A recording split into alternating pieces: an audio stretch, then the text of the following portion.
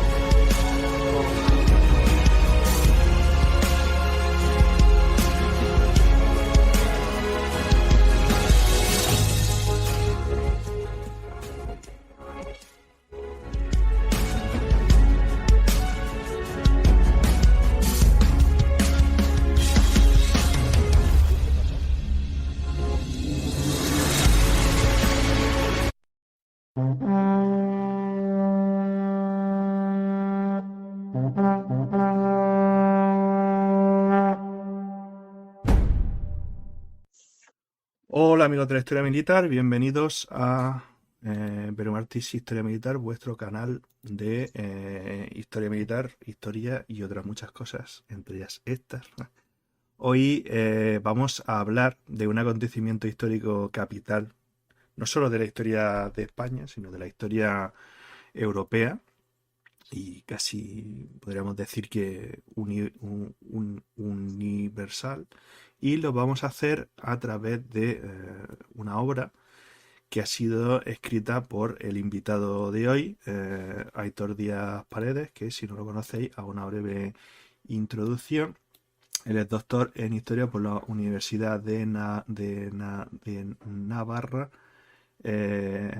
Ha hecho su investigación en el Archivo Histórico Nacional, pero también ha pasado por el Archivo General de Simancas, la Biblioteca Nacional de España o el Service Historique de la Défense de Francia. Es miembro también del grupo de investigación Red Imperial y ha sacado este libro, el de Almansa 1707, el triunfo borbónico en España, a través de la editorial Despertaferro. Buenas. Muy buenas noches, David. Pues Placer estar aquí. el placer es todo nuestro. Y bueno, vamos a empezar a entrarle aquí al tema, porque es un tema fascinante. Lo primero y principal que os tenemos que decir es que el libro lo podéis comprar, pues ya sabéis, a través de todos los canales de venta que tiene Despertaferro, que es una editorial a nivel nacional. Lo podéis encontrar en vuestra librería clásica, lo podéis comprar por internet a través de su web, a través de Amazon y de todas las demás plataformas que os podáis imaginar, y así ayudáis a Aitor, ¿no? Pues bueno, vamos a empezar a desgranar un poco, porque son unos acontecimientos históricos que yo, bueno, no sé si sabes que también soy modernista, y cuando los estudié en su momento me pareció que aquí era un cacao y un roll gamble, era muy parecido a aquella asignatura mítica de historia de España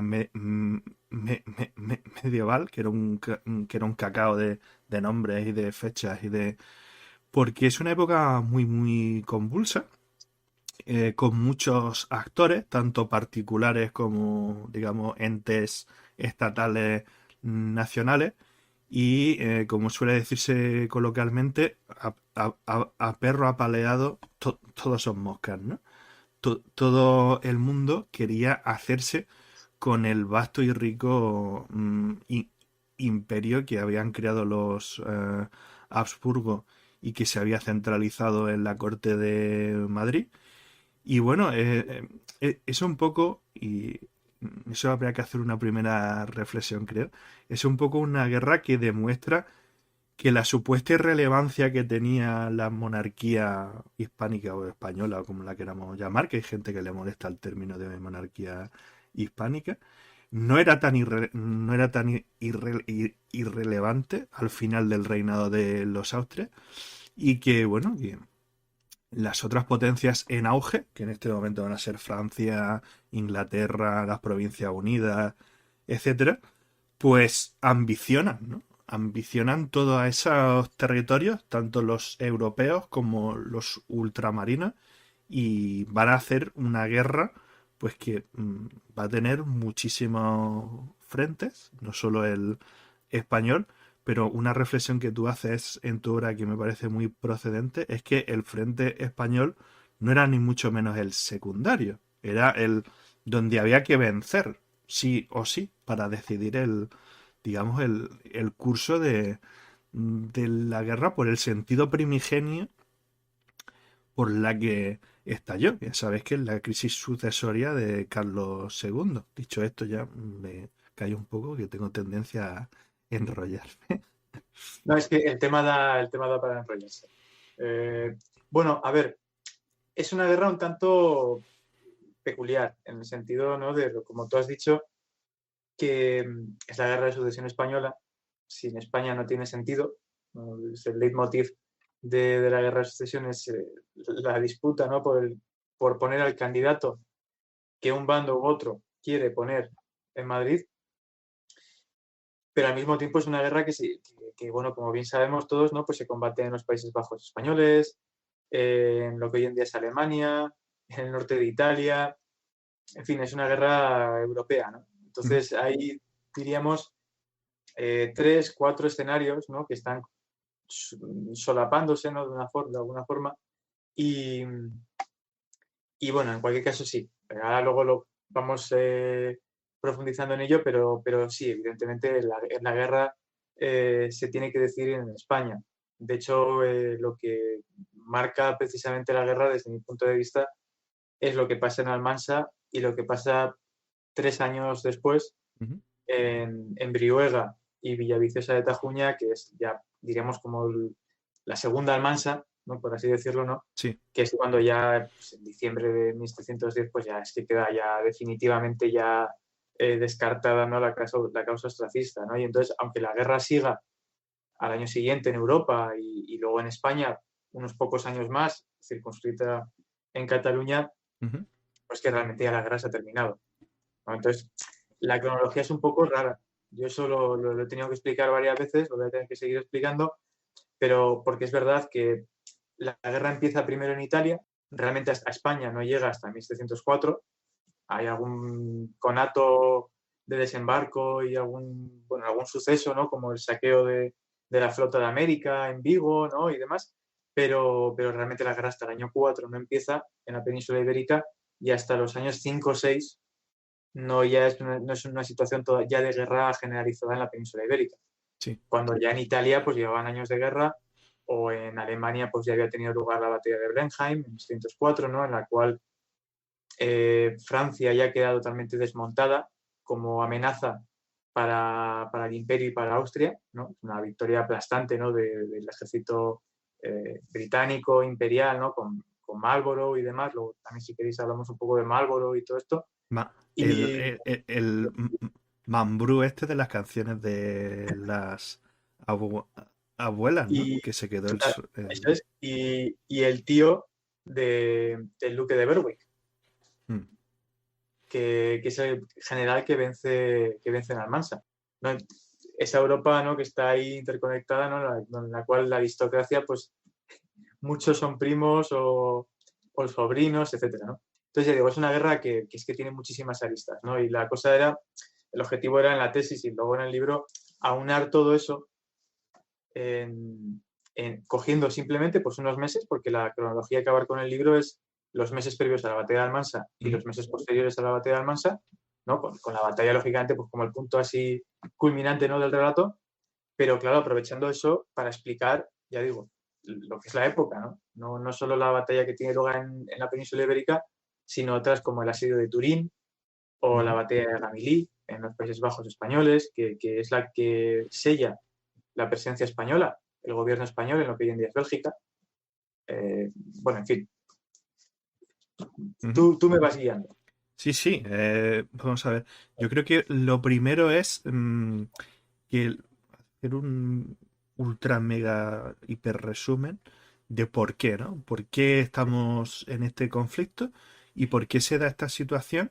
Que es una situación que yo imagino que desde la mentalidad de yo que soy una persona que hubiera podido vivir al final del reinado de Felipe IV o así, era totalmente anormal, ¿no? O sea, en el sentido de los grandes enemigos que una vez tuvo la monarquía española, ahora van a ser no solo los que van a querer disputarse el trono y repartirse los territorios, sino que van a llegar a invadir físicamente el territorio peninsular, ¿no? Y a mí eso me parece una cosa bastante chocante, ¿no?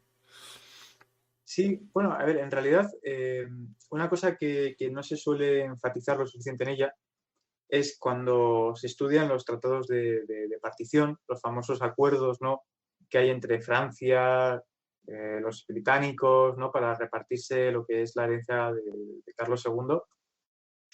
Claro, ellos obviaron a España, pero es que nosotros también obviamos a España. Claro. Y es, diríamos, el elefante en la habitación, ¿no?, como dicen los ingleses.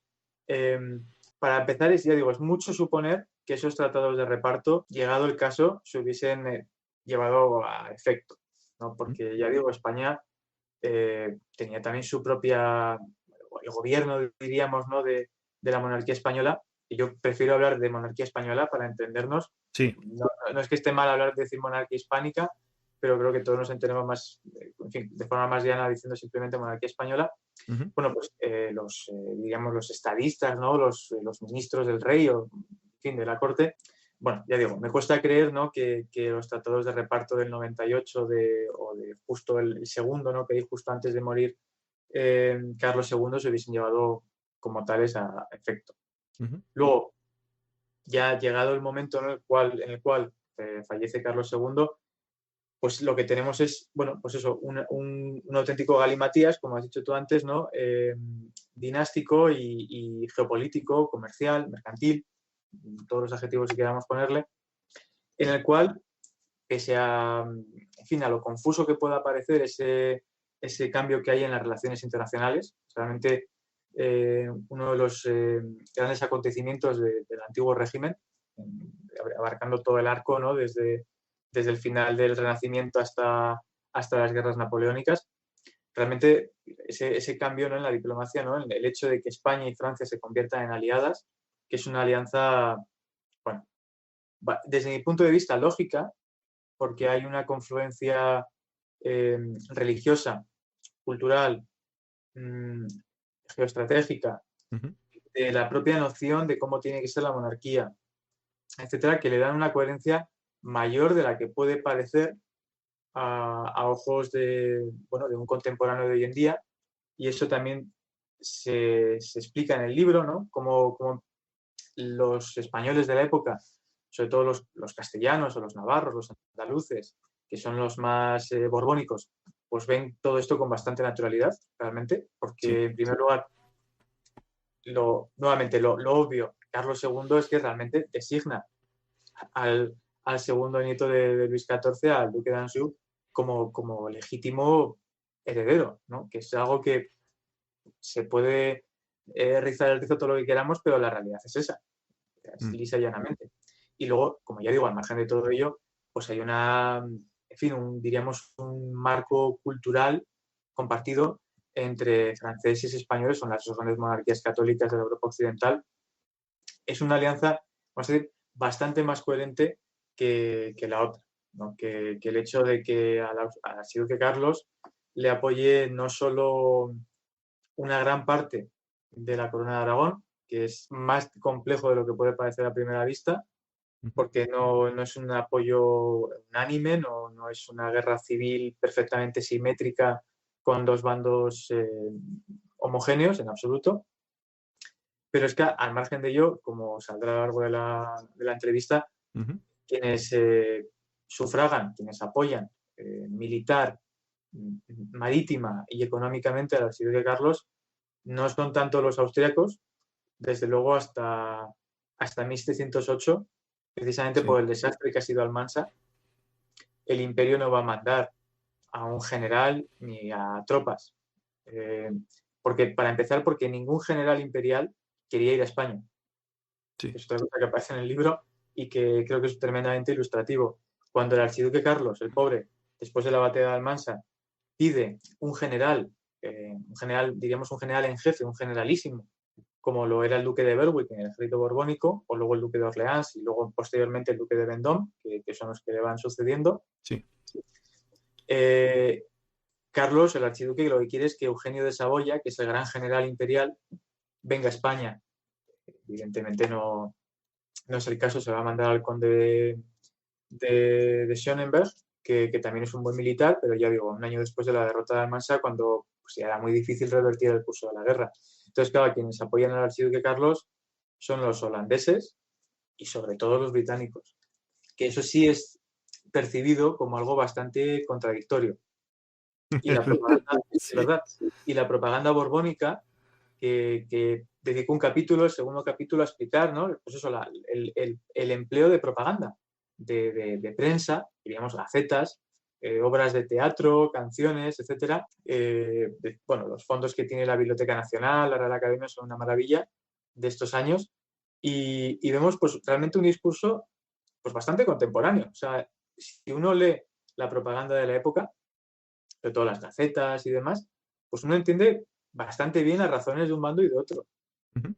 Ya digo, pero lo que iba a decir, la propaganda borbónica, lo que va a explotar, sobre todo, es ese hecho, ¿no?, de que al archiduque Carlos le estén haciendo la guerra y le estén poniendo por la fuerza, por las armas en España, los protestantes. Sí. Eso sí realmente es un shock, ¿no?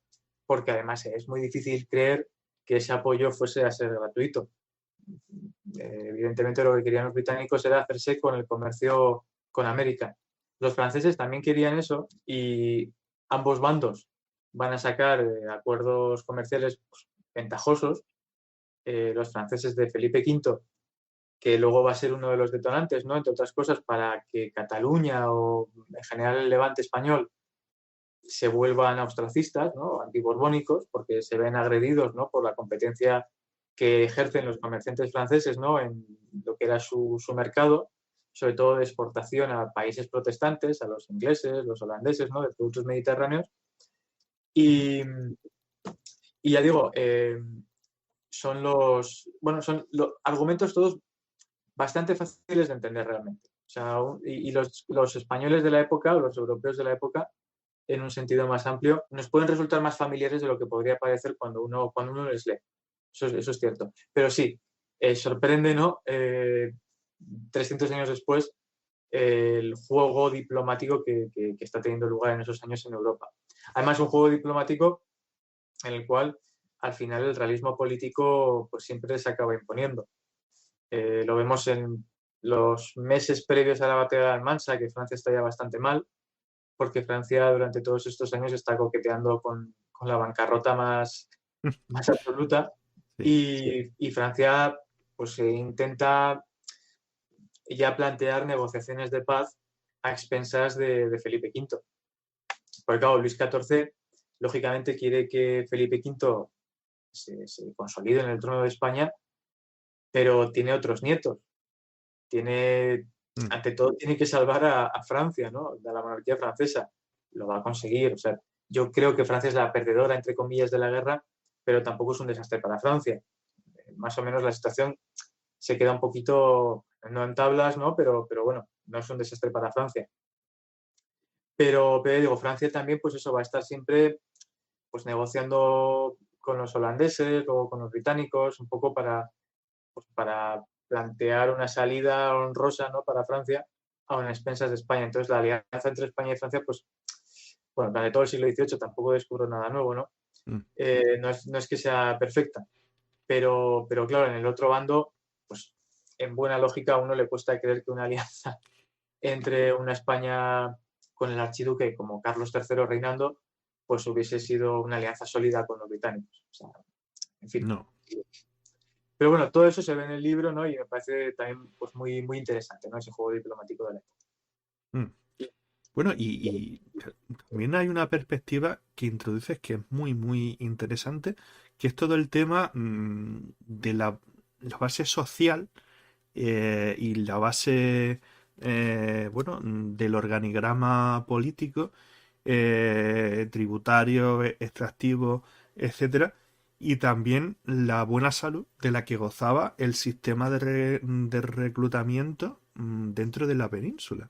Porque es una cosa que a mí me fascina. Yo estoy acostumbrado a los Austrias, digamos, clásicos y todos los problemas de reclutamiento que ellos tuvieron, que para movilizar gente se la veían muy, muy mal. Y me sorprende que eso, en los acontecimientos que tú analizas, los de 1706-1707, hay momentos en los que se dice, vamos a levantar regimiento, yo que sé, en Andalucía, en Valencia, etcétera, y se hacen con rapidez, y no solo con eso, sino con efectividad. Son tropas a las que se arma bien, a las que se entrena bien y que luego resultan efectivas para las operaciones, ¿no? Y es una cosa que choca diametralmente con esta imagen que tenemos, que con el cambio de dinastía estaba digamos, el sistema político y social en la península hecho, digamos, unos zorros, ¿no? Como suele decirse coloquialmente. Sí, a ver, en primer lugar, el ejército, ya digo, el ejército español, es un ejército muy... Vamos a decir que con la guerra de sucesión española, la monarquía española se nacionaliza, entre comillas. O sea, España, la monarquía española pasa a tener en España su centro, llega así, ¿no? Con Castilla y demás, pero al perderse los Países Bajos españoles, al entrar en una nueva fase, diríamos, de la relación entre España y su proyección italiana, se va a perder Italia, luego se va a recuperar, etcétera, pero ya no es parte nuclear, diríamos, de la corona española. Entonces, sí es cierto, ¿no? que lo que era ese ejército de los Austrias, que tenía muchas tropas extranjeras, parte de ese modelo pues, va a continuar durante el reinado de Felipe V. En la batalla de Almansa hay regimientos de irlandeses y luego, por supuesto, también hay regimientos suizos. Todo esto además se ha estudiado por buenos historiadores durante los últimos 10, 15 años. Uh-huh. No, entonces, es un ejército que sigue siendo internacional, entre comillas, ¿no? Siempre con ese núcleo vertebrador que es la fidelidad, ¿no? al rey de España, pero es un ejército que está ya españolizándose, como se españolizan otras cosas, ¿no? En la monarquía española, como pueden ser sus hombres de negocios. En el siglo XVII todos tenemos esa imagen de los asentistas genoveses, sefardíes, luego también holandeses, pero ya en el siglo XVIII, con el reinado de Felipe V y precisamente a raíz de la Guerra de Sucesión Española, también las finanzas de la corona se españolizan, ¿no? Llegan esos hombres de negocios que algunos ya estaban por ahí, ¿no? Pero ahora se convierten en auténticos oligarcas, ¿no? Diríamos del régimen, ¿no? Los Goyeneche y compañía, todos estos hombres de negocios navarros, andaluces y demás. Bueno, pues con lo que es el ejército pasa también eso. Y un ejército que además, y esto me gustaría remarcarlo, tenemos esa imagen todavía, ¿no? del ejército español, de la Edad Moderna en general, hasta ya casi como un poco caricaturizado, ¿no? Con el piquero de los tercios, ¿no? y el arcabuz y demás, pero la realidad es que para finales del siglo XVII el ejército español, las tropas que combatían, mejor dicho, por el rey de España, por Carlos II, ya estaban familiarizados plenamente con el fusil con bayoneta y, en fin, estaban ya en funcionamiento todos esos procesos que iban a llevar poquito después, en 1702 y luego ya 1704 en adelante, a esas nuevas ordenanzas, ¿no? A esa transición del tercer regimiento,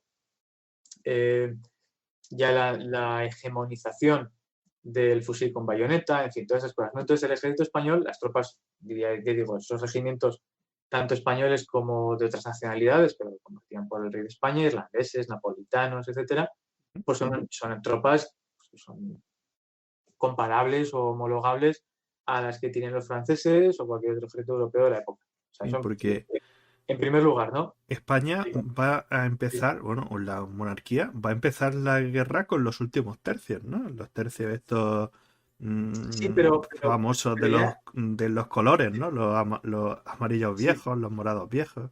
pero mira, por ejemplo, a raíz de eso que comentas, es precisamente un poquito antes de la batalla de Almansa, en febrero, creo, de 1707, cuando ya esos nombres clásicos, ¿no? Ya son regimientos, ¿no? Desde hace unos pocos años. Pero pervivían todavía los nombres, normalmente se referían a la unidad como el tercio de Mm. el coronel, bueno, el coronel, o sea, o su maestre de campo anteriormente. A partir de estos años ya se convierten en el regimiento Navarra, el regimiento Asturias, el regimiento Saboya, etcétera, ¿no? Es ya, bueno, pues una vía de profesionalización. Realmente el ejército español se está profesionalizando eh, y homologándose, ya digo, a cualquier otro ejército europeo. Eso me interesa enfatizarlo, ¿no? Porque quiero que quede claro que el ejército de combate en Almansa, que, bueno, vamos a decir, es mitad borbónico francés, mitad borbónico español. Hay más infantería francesa y más infantería y más caballería española, ¿no? La proporción al final de tropas Sí. pues es más o menos 50-50. Es un ejército moderno propio de la época. No tiene nada que envidiar al francés. Y Ujú. luego, eso, primero dejando eso bien claro, ¿no? Y luego, en cuanto a la capacidad para reclutar, claro, es que hay que tener en cuenta que es que Felipe V hereda no solo el trono, sino la estructura de la corona, sobre todo de la corona de Castilla. Esto es una obviedad, pero tiene mucha más profundidad de lo que puede parecer. O sea, que Felipe V, eh, por ejemplo, cuente con la lealtad de los distintos territorios o reinos que componen sobre todo la corona de Castilla, pues claro, le da una ventaja en todos los sentidos, pero también demográfica y, lógicamente, a la hora de reclutar, pues que no tiene el archiduque Carlos en Cataluña, eh, por motivos, ya digo, evidentes, ¿no? Demográficos y, diríamos, constitucionales. Luego, Ujú. si queréis, hablamos un poco de los fueros. Y eso se ve Sí, porque claramente. hay mucho mito con los fueros. Yo me acuerdo cuando estaba en en la facultad, y mira que yo era muy puñetero con eso, y teníamos algunos compañeros, incluso cuando hice el máster y tal, que eran de Cataluña, ¿no? Y se ponían muy puñeteros con eso porque ahí les dan mucha caña, en plan de, no, los fueros, y los usaches, que se cargaban los usaches. Y yo decía, claro, es que cosas como darle a tu patrón un pollo como pago en especie para pagarle todos los años es una cosa súper moderna que hay que mantenerla sí o sí, ¿no? Vamos a ver, los fueros tenían cosas interesantes para las instituciones particulares de la corona de Aragón, pero luego tenían una serie de cosas que se habían quedado hiper mega anticuadas, como los aranceles internos que había dentro del reino, etcétera, Sí, que totalmente. no A sé ver, dónde están los negativos ahí, quitando eso, ¿no? bueno, yo soy navarro, entonces también vivo en un territorio, vamos a decir, foral. Sí, Yo reto a cualquiera a que me diga un derecho o libertad que tuviesen entonces y no tengamos ahora como ciudadanos, ¿no? De un Estado moderno. Pero bueno. Pero volviendo a la época de la que estamos hablando, a ver, sí, pues, evidentemente hablamos de estructuras que sí es verdad que se van renovando, por así decirlo, ¿no? Periódicamente, con cortes o a través de las autoridades pertinentes, ¿no? Virreinales, el Consejo de Aragón, etcétera, pero no dejan de ser unas instituciones que perviven de un pasado medieval. efectivamente. No, hay mucho debate en torno a ello y a mí me parece fantástico debatirlo y yo tengo colegas catalanes a los que, vamos, admiro mucho intelectualmente y ellos no lo ven así o no lo ven así del todo. Ahí está lo interesante, ¿no? Ujú. de cualquier debate. A mí personalmente, claro, Cataluña me recuerda más, digo Cataluña o sobre todo la ciudad de Barcelona, me recuerda más a las ciudades italianas, ¿no? Ujú. Que también perviven sus estructuras de la Edad Media, aunque luego, lógicamente, pues se van renovando un poco, que, que una posible similitud con las Provincias Unidas o con la Gran Bretaña que se está conformando, que son Así ya es. estructuras que sí es cierto que miran ya hacia el futuro, sobre todo Gran Bretaña, que recordemos en 1707 se unifica los tronos, ¿no? los parlamentos de Inglaterra y de Escocia, surgiendo ya así Gran Bretaña, aunque ya de facto ya existía, pero bueno, ya formalmente, y no es el caso de Cataluña. Yo lo que veo ahí simplemente es eso, son estructuras medievales que perviven, pues, en primer lugar, por la debilidad de la monarquía a la hora de imponerse, ¿no? a las partes que la conforman, que es algo lógico en una monarquía que es compuesta, que se ha ido construyendo durante siglos, ¿no? En base a una serie de herencias y demás, ¿no? Que, claro, suponen la agregación de distintos territorios que tienen distintos modos de gobierno, es totalmente lógico, no tiene mayor misterio, pero claro, es eso, el resultado de un estado o de una monarquía que no es lo suficientemente fuerte como para imponerse. No sé si supongo que te sonará, y a muchos de los que nos estén escuchando también, la obra clásica de la rebelión de los catalanes, de John Eliot.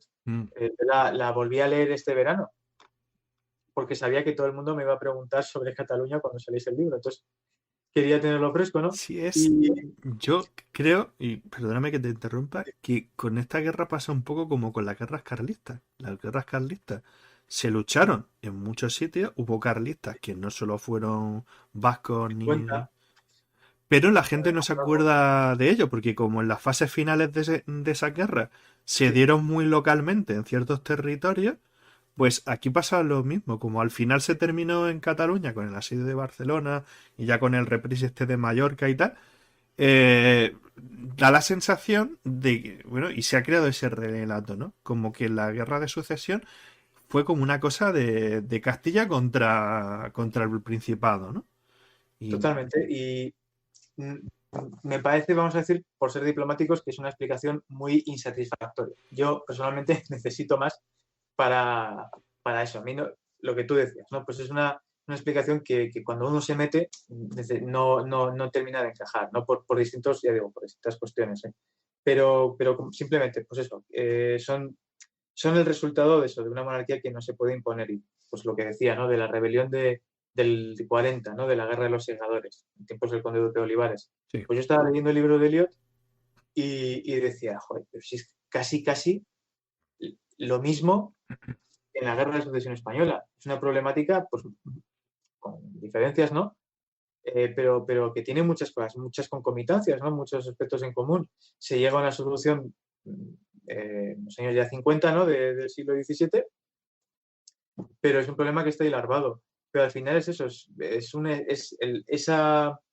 esa pugna, ¿no? Entre un Estado fuerte o unas partes fuertes, o sea, una periferia fuerte. Y ya está. Pero, vamos, a mí, viendo el curso del siglo XVIII, pues es que realmente me cuesta imaginar un escenario en el cual las cosas hubiesen sido diferentes, aun habiendo ganado el archiduque Carlos la guerra de sucesión.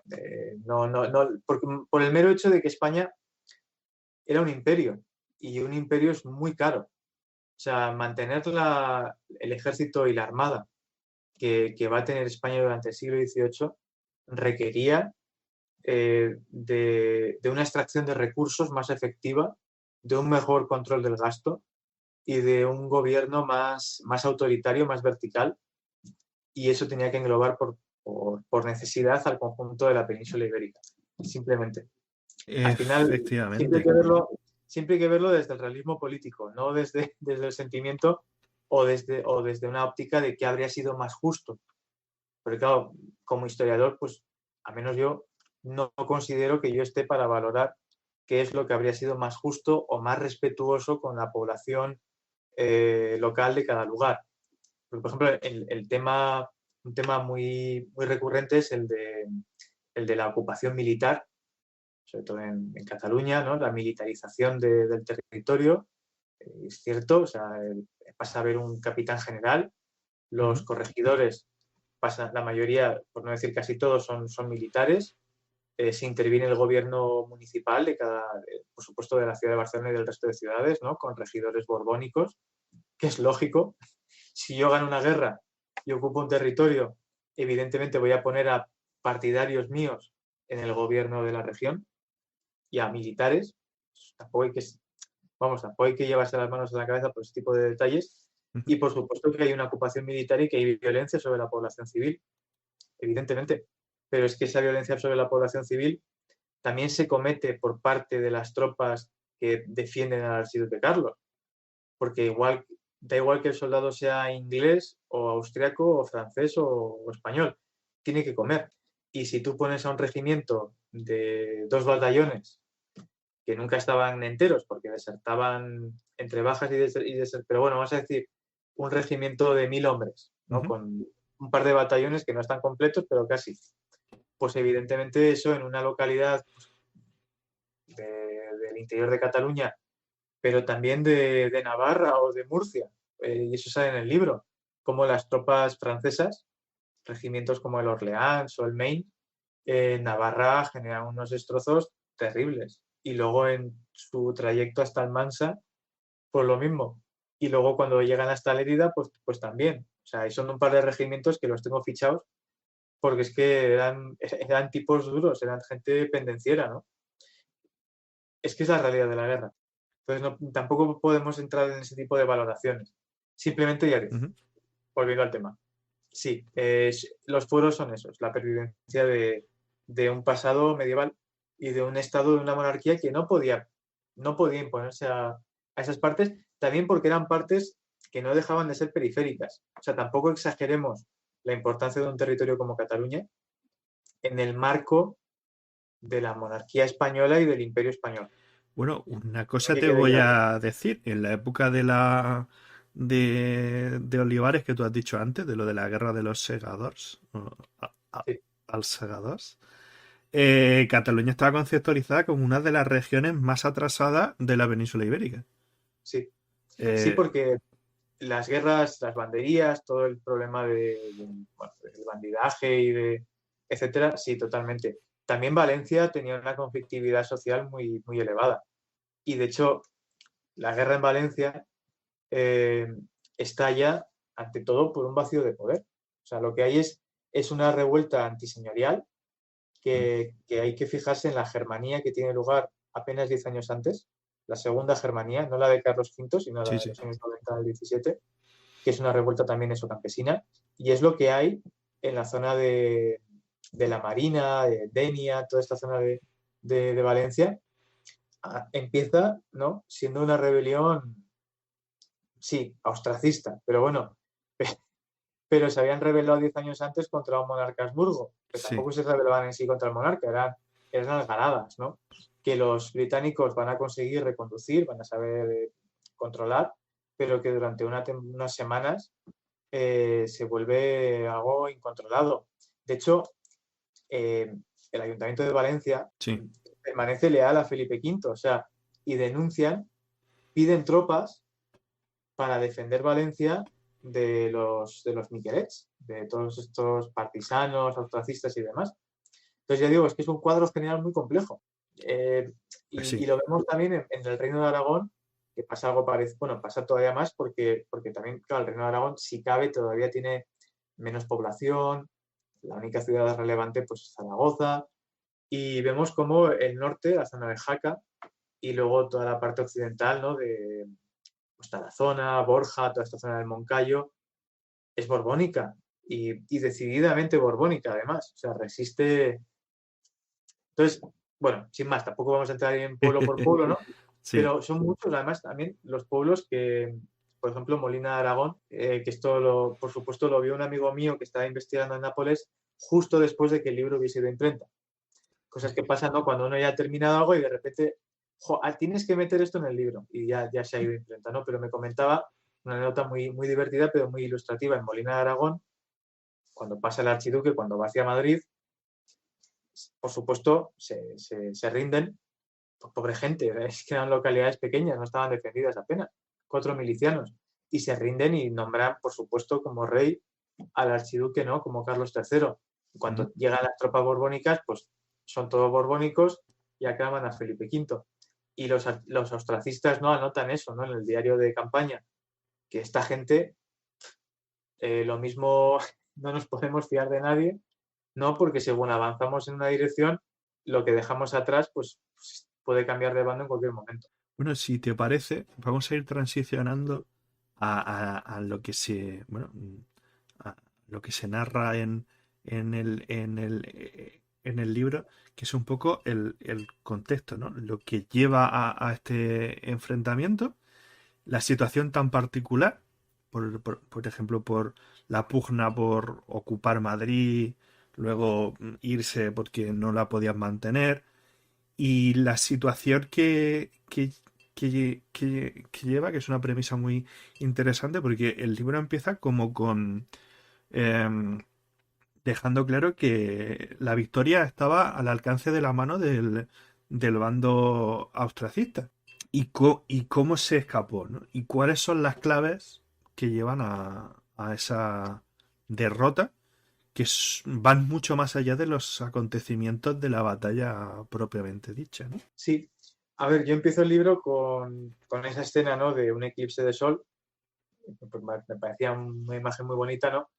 Que tiene lugar cuando el ejército borbónico levanta el asedio de Barcelona, porque hay un primer asedio de Barcelona, no el de la Diada famosa, sino el de 1706, en abril-mayo, llega lo típico, llega la flota británica, se tiene que levantar el asedio y bueno, pues se retiran las tropas hispano-francesas hacia Perpiñán, ¿no? Y ya por ahí Felipe V volverá a entrar en España por Roncesvalles, por Navarra. Entonces, tenemos por un lado pues esa derrota, que además es muy simbólica porque realmente es francamente increíble que el Rey Sol tuviese esa derrota justo en el momento en el que hay un eclipse de sol. O sea, Sí, realmente es que es maravilloso. Y eso, por supuesto, la propaganda de la época. Hay alguna caricatura que recojo en el libro que muestra pues, a Luis XIV desmayándose, ¿no? Y sale el sol y bueno, en fin, todos estos grabados tan divertidos, satíricos, ¿no? De la época. Pero claro, al mismo tiempo, el ejército borbónico también está asediando Turín porque el duque de Saboya, como tenía a bien, porque lo hace más de una vez, se cambia de bando, Víctor Amadeo II, que es el padre de la mujer de Felipe V. ah, O sea, Luis XIV casa a sus nietos con las hijas del duque de Saboya, pues antes de que empiece la guerra, para sellar, ¿no? Esa alianza, porque Saboya era un territorio que no es una gran potencia, pero estratégicamente sí era muy incómodo. sí, había habido siempre una pugna entre Claro, los Habsburgo y Francia a ver quién, por sí, quién se lo llevaba a su terreno, ¿no? Y además Saboya, la Casa de Saboya tiene sus aspiraciones también al trono de España. O sea, se van a presentar como tercera vía, ¿no? En plan, pues para que no, pues, como opción de consenso, ¿no? Que no sea ni un Borbón ni un Habsburgo, sino un Saboya. Porque Catalina Micaela, la segunda hija de Felipe II, se casó, bueno, sí. volviendo. Entonces, el ejército borbónico está asediando Turín, que va a ser también una derrota ya en septiembre, pero el asedio ya está activo en abril, mayo, ¿no? Que es cuando empieza el libro.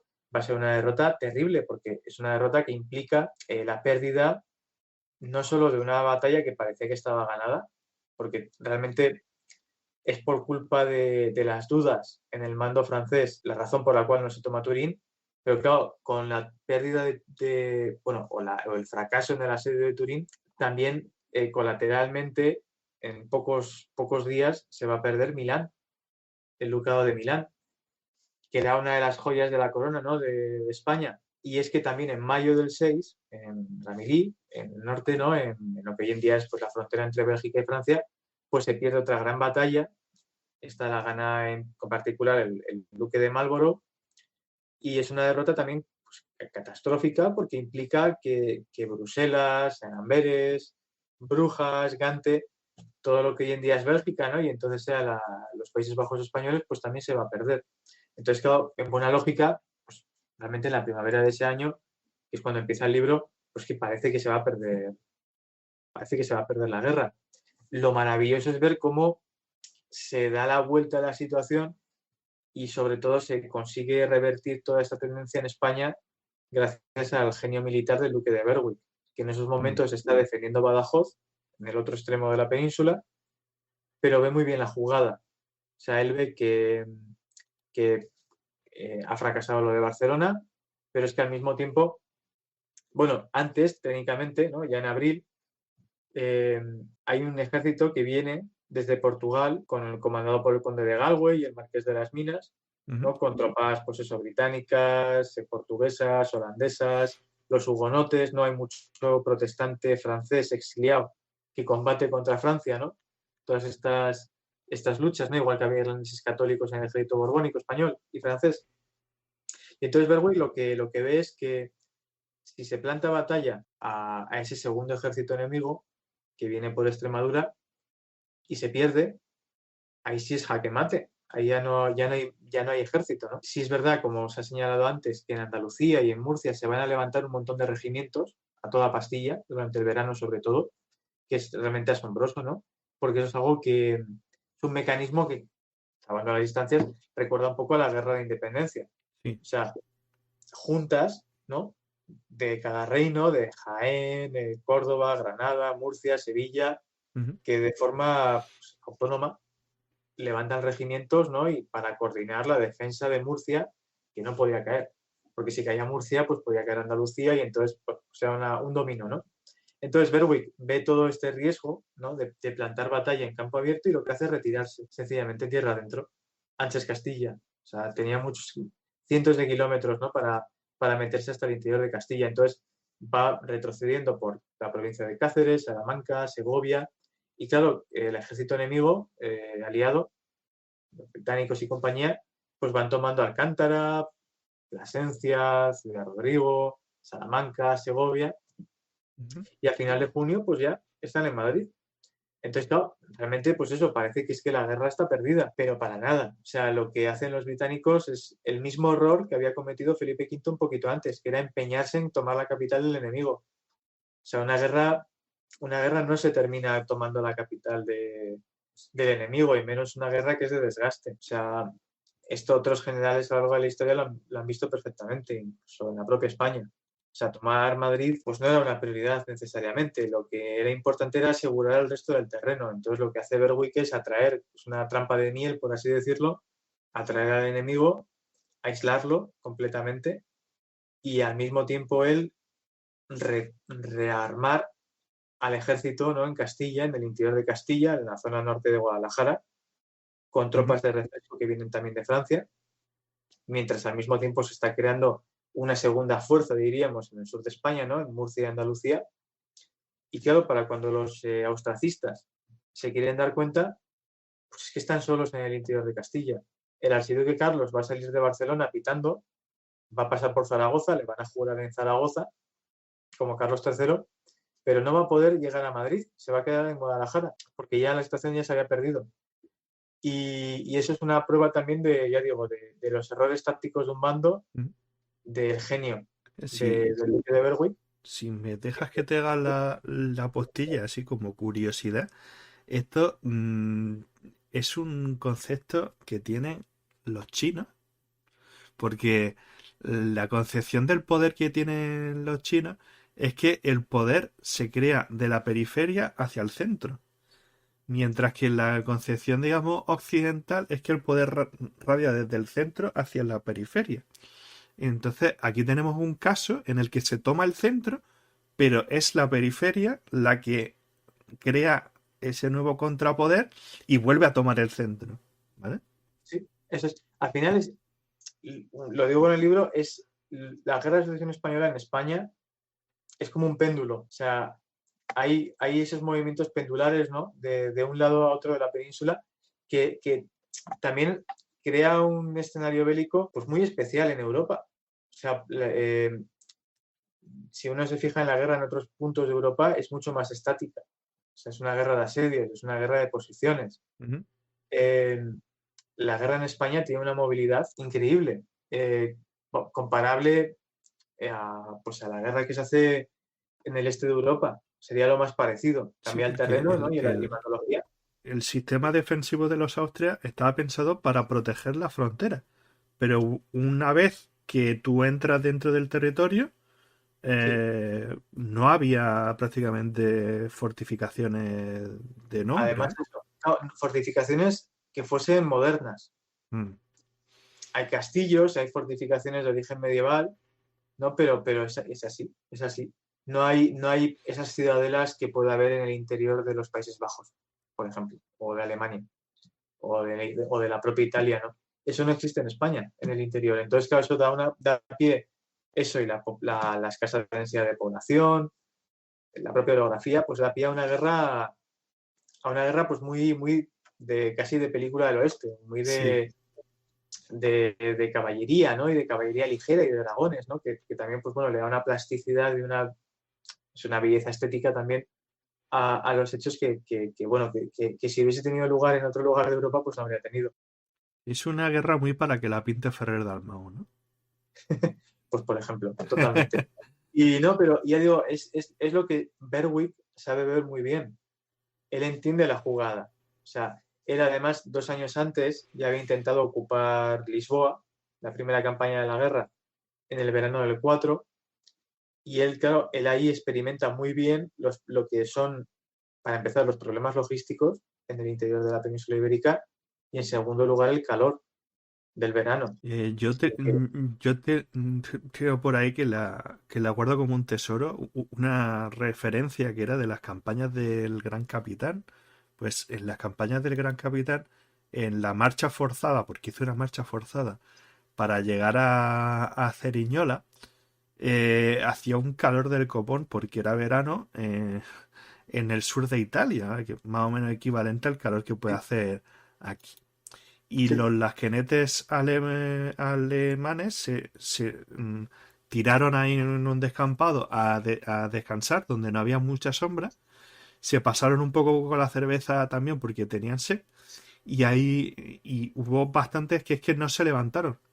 Les dio sí, una deshidratación ha extrema con ido, un golpe de calor y tal, y se quedaron en el sitio.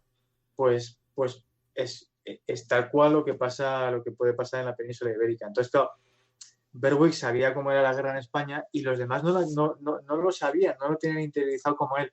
Y eso es la prueba, por ejemplo, pues bueno, de eso, de un buen general. De hecho, al año siguiente, después, los meses posteriores a la batalla de Almansa, cuando ya las tropas borbónicas están avanzando hacia Lérida, en verano, nuevamente hay que parar la campaña. Tanto el duque de Orleans, que viene a España, como Berwick, paran la campaña esas semanas, ¿no? De julio a agosto, por el calor extremo, porque es que no se podía combatir. Imagínate en la zona pues toda esta zona del Segre, ¿no? Pues el campo de Lérida, Ujú. interior de Aragón, en agosto, ¿no? O sea, terrible, terrible.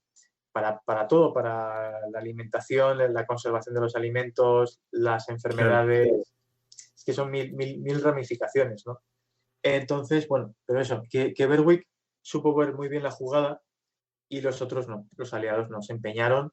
El archiduque Carlos tampoco tenía buena comunicación con los generales que le defendían, los británicos no se llevaban bien con los holandeses, los británicos no se llevaban bien entre ellos, estaba el conde de Peterborough, que no se hablaba con el conde de Galway, luego estaba Stanhope, que mediaba así y tal, que es un intrigante, ¿no? Es más diplomático que militar Stanhope, luego tendrá una gran carrera política en Reino Unido, y, y entonces, claro, entre ellos también pues se hacen, de hecho hay una escena muy rara, realmente, que es después cuando ya se tienen que retirar de Madrid, o sea, esto en el libro lo explico, cómo hay una serie de consejos de guerra en Guadalajara entre los generales del archiduque, no se ponen de acuerdo, al final Peterborough, por ejemplo, decía, ¿no?, de tomar Madrid y ocupar Madrid y atrincherarnos ahí, ¿no? Ujú. Pase lo que pase.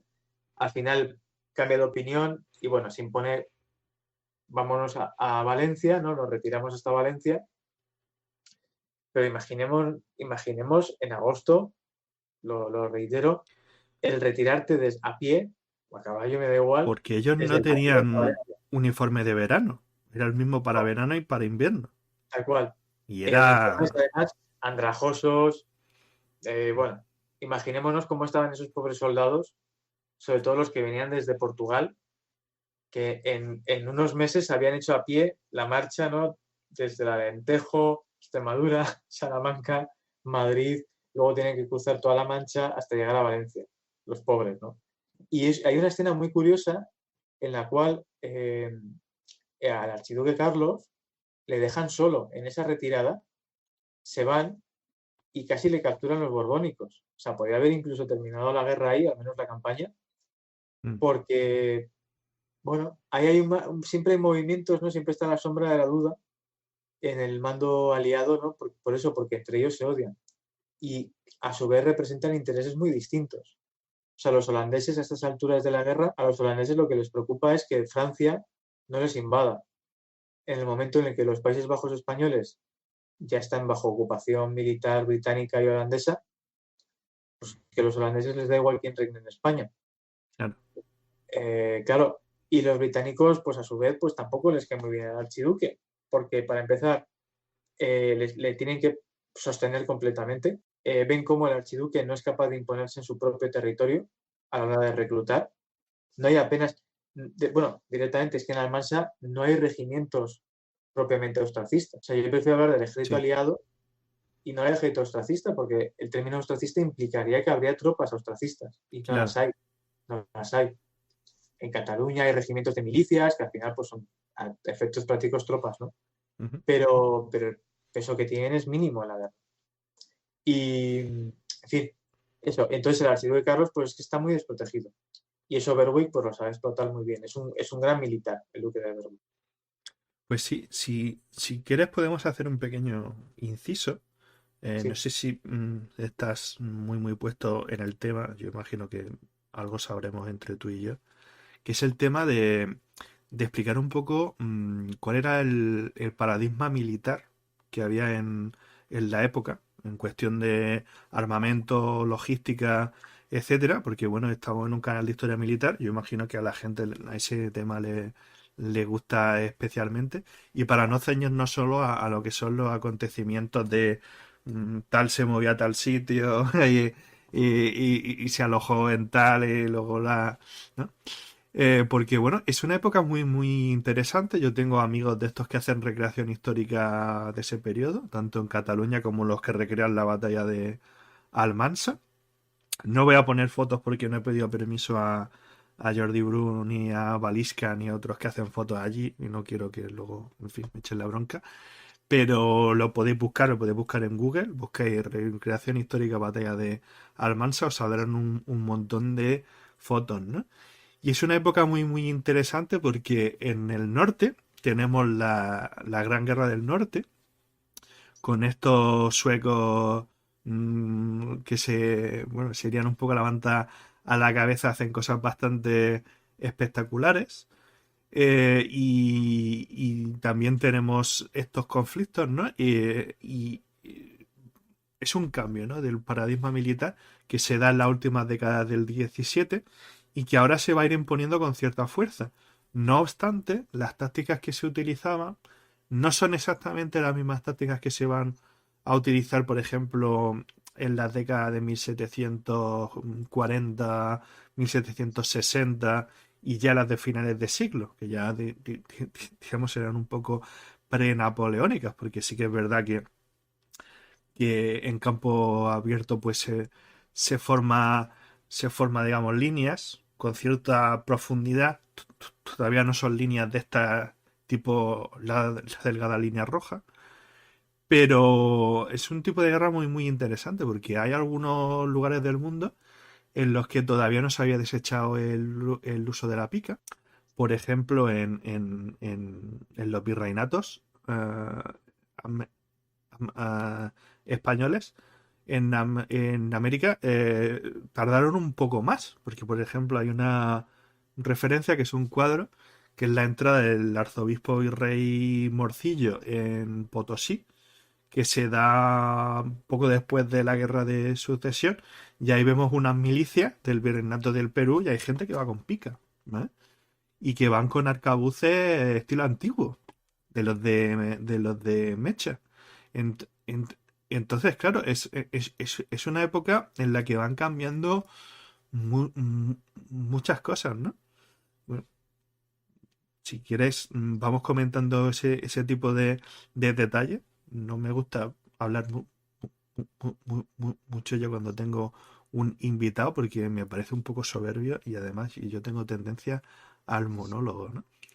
No, bueno, claro, yo no soy americanista, no me voy a meter en lo que sería ya la defensa de América, pero bueno, sí es cierto que no, que es propiamente la guerra de Europa. Bueno, también es verdad, por ejemplo, en el norte de África, Ujú. también todavía, bueno, se da todavía una guerra un poco más del 17, más previa, ¿no? Diríamos, pero lo que es en la propia España y sin duda, bueno, pues en el resto de Europa, yo creo que hablamos ya de una cultura militar, diríamos, compartida, o sea, europea. Y vamos, lo apuntaba un poquito antes, lo que vemos en Almansa son tropas con fusil y bayoneta. O sea, de hecho, yo, por ejemplo, y de hecho se va a publicar dentro de muy poquito un libro que hemos coordinado entre distintos profesores, ¿no? con Sí. la Autónoma de México sobre la producción y el comercio de armamento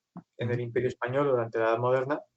Y bueno, yo lo que he hecho ha sido precisamente investigar la producción de armamento ligero durante la Guerra de Sucesión Española aquí cerquita, donde vivo, en Guipúzcoa, Ujú.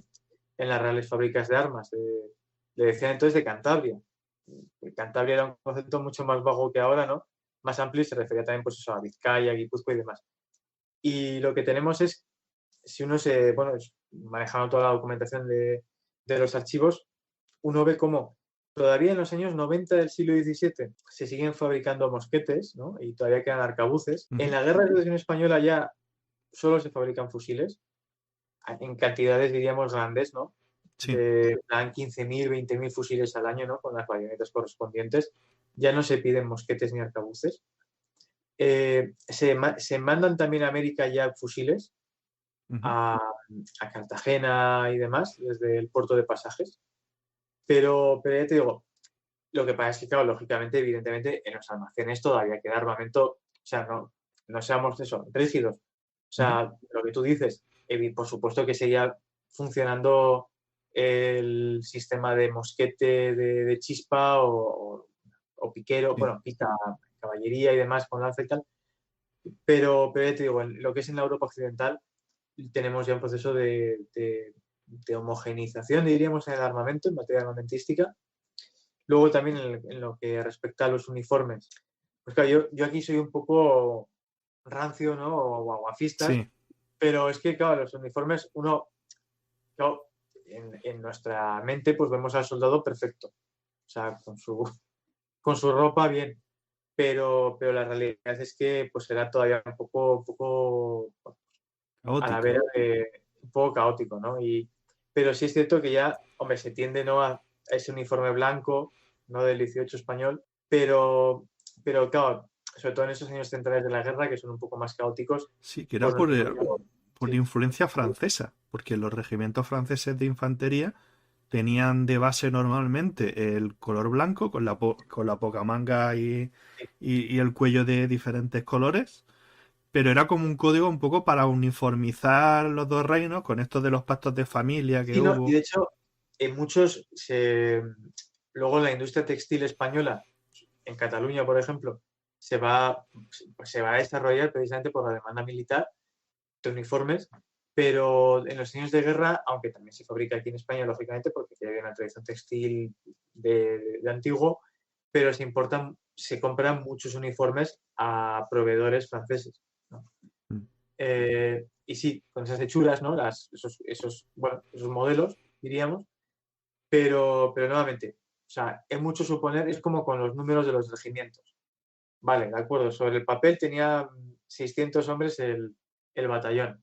Ahora bien, me gustaría a mí ver a toda la pandilla que estaba en ese regimiento. De hecho, Sí.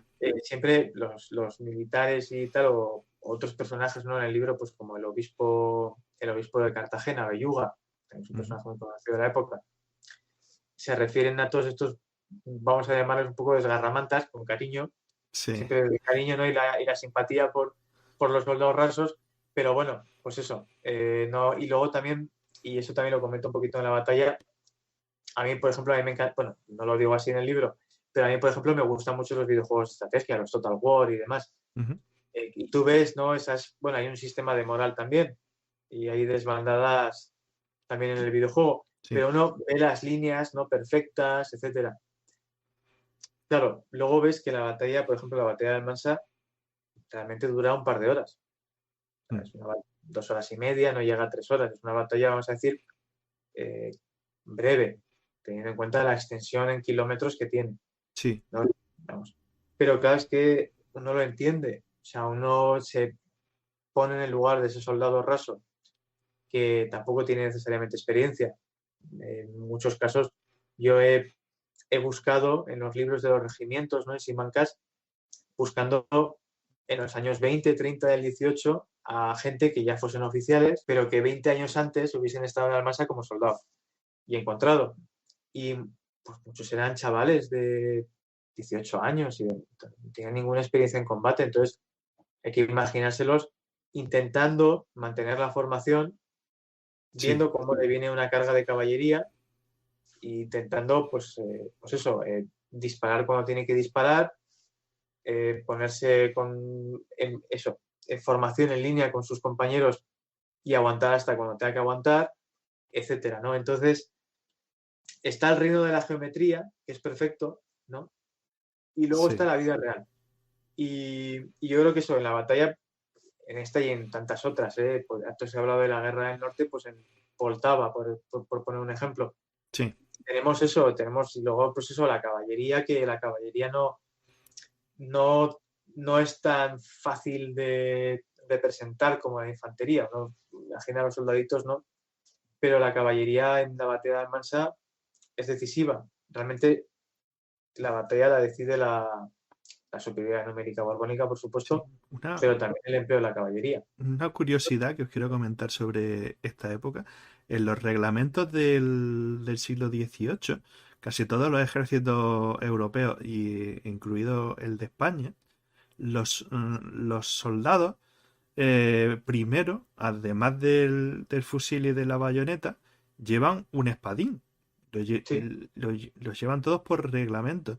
Y esto se quita en torno a la década de 1720, finales, la del 30, porque ya se dan cuenta de que es superfluo, ¿no? Y que la bayoneta como que... mm, claro, eh, lo que tú decías un sí, poco, ¿no? De ese cambio, claro, el hecho de que el mismo infante dispare y defienda al mismo tiempo, o sea, que no haya, que desaparezca esa división entre piqueros y arcabuceros, pues claro, cambia completamente el papel, ¿no? sí. De la infantería. Sí, Y luego bueno, lo que sí, dime. esencialmente lo que pasa es que las espadas venían bien para asaltos a la brecha, para ese tipo de operaciones irregulares, pero en campo abierto, con las formaciones más o menos tensas, lo que es esencialmente el fusil con la bayoneta es una lanza, ¿vale? Sí, Y claro, como la lanza de toda la vida de Dios ha tenido más alcance y además que lo que se hacía con las picas es más propensa a hacer este tipo de formaciones en profundidad, pues bueno, se dieron cuenta de que no era tan necesario, ¿no? También es verdad que esta es una guerra que a mí, a nivel de armamento, me parece muy, muy interesante por esta mezcla que se da entre estas épocas, porque todavía se ve mucha diversidad de armas de asta en la oficialidad y en la suboficialidad. Se ven todavía en la caballería el uso de cierto tipo de espadas que primero empiezan siendo no de reglamento y luego sí de reglamento, pero que hay modelos que son muy del 17, tipo las espadas balonas, espadas de taza, etcétera, ¿no? sí. Además que hay que tener en cuenta que, claro, hablamos de una producción armamentística preindustrial, entonces no está estandarizada. Entonces, claro, que nuevamente esto parece una obviedad, pero es que es la clave. Eh, ya en el siglo XVIII, por ejemplo, en Gran Bretaña, ¿no? Que ya van hacia la revolución industrial, toda esta zona de Birmingham, la propia Londres, ¿no? Que tiene una industria armera ya pues casi ya moderna del todo, pues ya van hacia eso, hacia esa homogeneización también de las armas blancas y de fuego. Pero en España todavía eso pues, no se da, ¿no? Y en general a comienzos del siglo XVIII todavía no se da. Entonces, claro, lo que tú dices, ¿no? Todavía, pues eso, hay distintos modelos, etcétera, todavía en circulación que poco a poco, ¿no? Pues con el paso de las décadas, pues eso ya se va a ir estandarizando. Yo Pero sí.